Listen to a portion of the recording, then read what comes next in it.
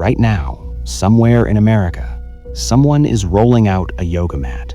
Nice studio, soft lighting, relaxing music, maybe a $28 green juice waiting for them after class. And they have absolutely no idea. No idea that the practice they're about to do was once performed by naked warriors covered in ash, carrying tridents, living in military camps, hired by emperors to fight and kill. No idea that the most powerful empire on earth looked at yoga and said, "This is too dangerous to exist," and tried to erase it completely. No idea that yoga only survived because someone smuggled it underground. 36 million Americans do yoga every week. Almost none of them know what it actually is. This is the real story of yoga. And I promise you, nobody taught you this version. Let's go back, way back. Not to a peaceful ashram, not to a sage sitting cross-legged under a tree. We're going to a battlefield.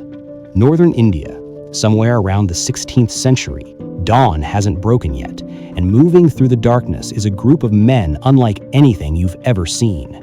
Completely naked, skin coated in ash, gray, ghost-like, inhuman. Hair matted into massive, twisted coils. In their hands, tridents. Their eyes, completely calm. These are the Naga Yogis, the original practitioners of yoga. And to be a yogi, as scholar Wendy Doniger would later write, meant to train as a guerrilla. These men were not pursuing inner peace. They were pursuing physical perfection, but not for wellness, for war. They trained their bodies to endure pain that would destroy ordinary men. Ice-cold rivers in winter, extreme fasting, physical conditioning so brutal it bordered on torture. And then they hired themselves out. Mughal emperors used them. Hindu rajas used them. Even the British East India Company, the most powerful corporate empire in history, used them as hired muscle. But the Naga Yogis answered to no one permanently. No king, no empire, no flag. Between the 15th and 18th centuries, highly organized bands of these warrior yogis controlled major trade routes across northern India. They had their own economy, their own hierarchy, their own code. They were, essentially, a state within a state. And that, right there, is what made them dangerous. Because one day, a new power arrived in India, one that would tolerate no competition, no parallel systems, no armed groups operating outside their control. And when that power looked at the Naga Yogis, it decided they needed to disappear. 1773, Bengal, India. The British East India Company has now formally taken control of Bengal. Tax collection, law enforcement, military authority, all of it under one corporate flag. And the first thing they notice is a problem. Thousands of armed, organized, highly mobile warrior ascetics moving freely across the country, loyal to no one, impossible to tax, impossible to control. The British don't negotiate, they legislate. A formal ban drops. Overnight, walking naked in public, a criminal offense. Carrying a weapon, a criminal offense. Two things that defined the Naga Yogi for centuries, both illegal with the single stroke of colonial law. But that's just the beginning. What follows is decades of systematic destruction, ancient yoga lineages, knowledge passed teacher to student for thousands of years, severed. Traditions that survived Mughal invasions and the collapse of entire empires, dismantled in a generation. And then, the British did something even more calculated. They sent photographers. They pulled yogis off the streets, men already pushed into poverty by colonial policies that had destroyed their traditional livelihoods, brought them into studios, added props, exotic costumes, staged the whole thing, and sold the photographs to Western audiences as proof of India's backwardness. "Look at these primitive mystics," the images said. The British created a caricature, then used that caricature to justify the suppression. It was, by any measure, a masterpiece of colonial propaganda. But here's what they miscalculated. You can ban a practice. You cannot ban an idea. And somewhere in the darkness of colonial India, yoga went underground. Picture this: a gymnasium in colonial India. Perfectly legal. British authorities walk past it every day without a second glance. Inside, something else entirely. Indian men training their bodies, ancient yogic breathing techniques, postures, strength conditioning. All of it happening behind closed doors, labeled as physical exercise. Innocent enough to avoid suspicion, deadly enough to matter. The revolutionaries had found their hiding place. And if this feels familiar, it should. In Brazil, around the exact same period, enslaved Africans were doing something identical. They developed capoeira, a brutal martial art, and disguised it as dance, moved it into the open, right in front of colonial authorities, hidden inside music and rhythm. Different continent, different century, same human instinct. You take what we love, we hide it where you can't reach it. India's yogis did exactly that. And while they trained in secret, something else was happening outside.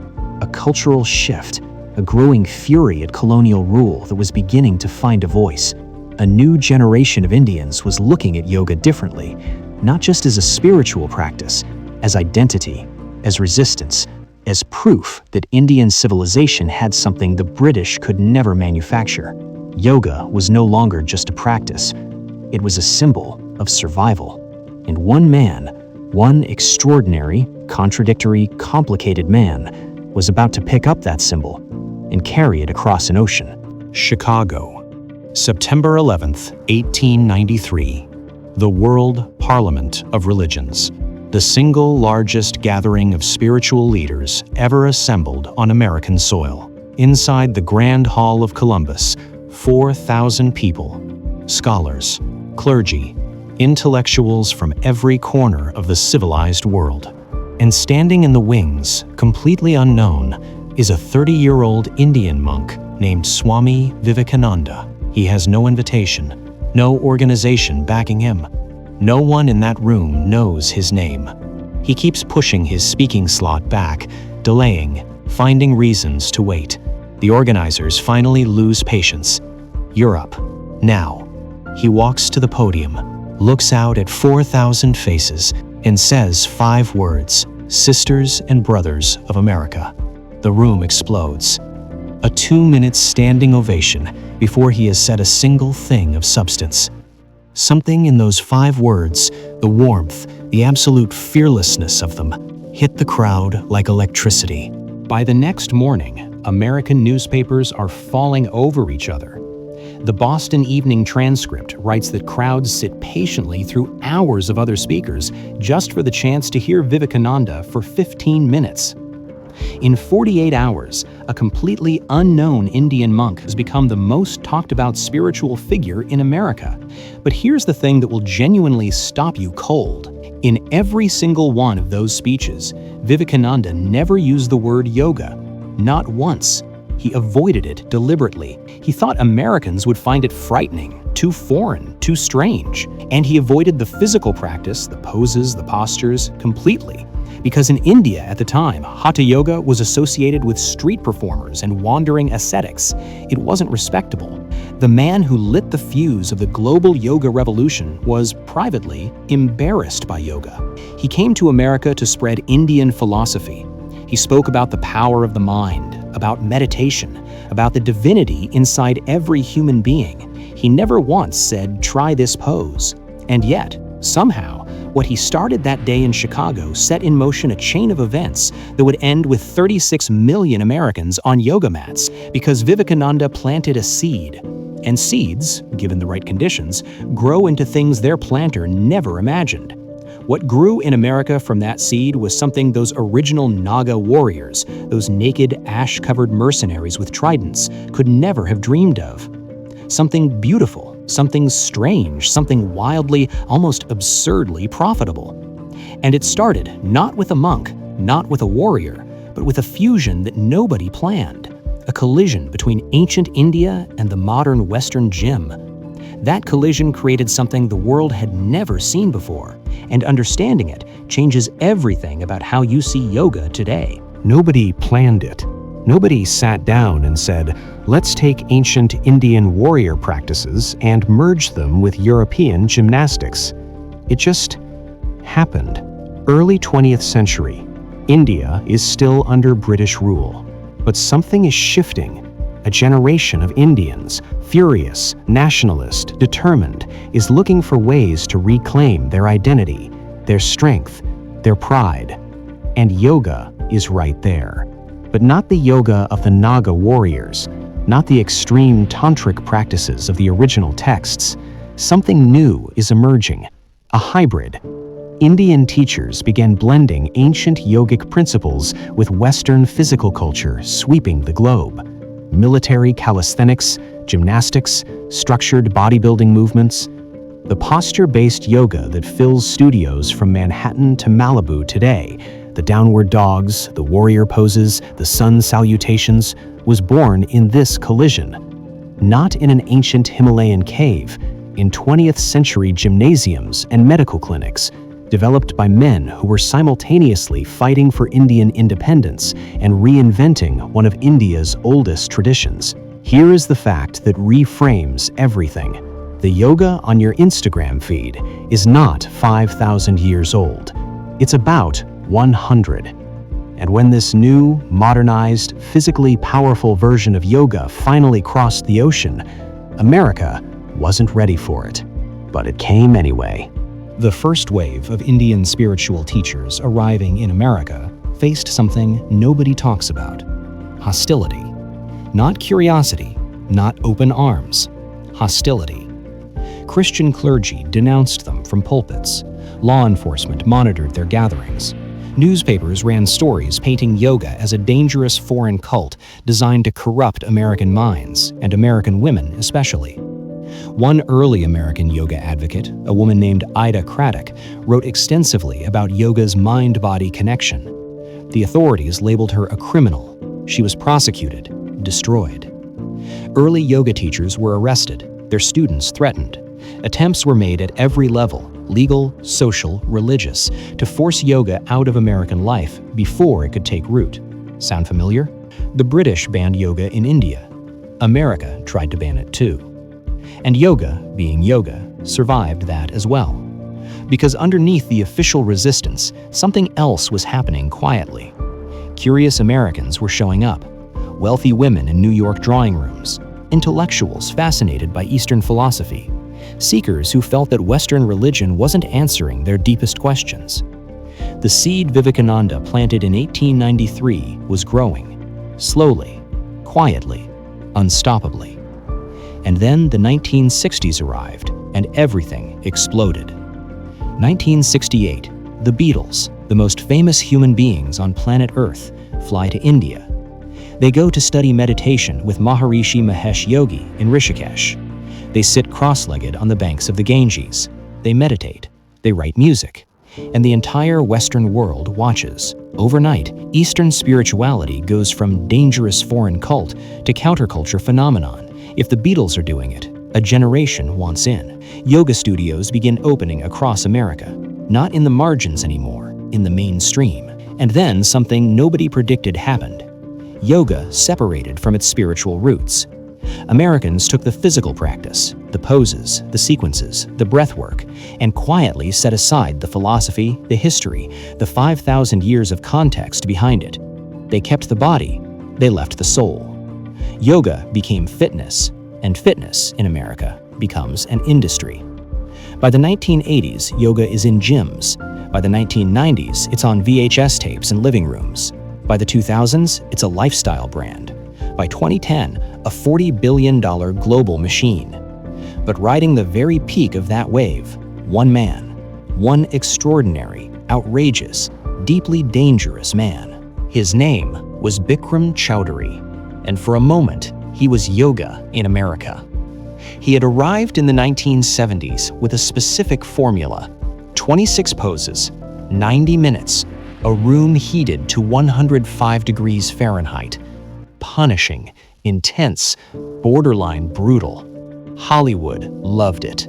President Nixon practiced it, Shirley MacLaine, Lady Gaga, professional athletes, Silicon Valley billionaires.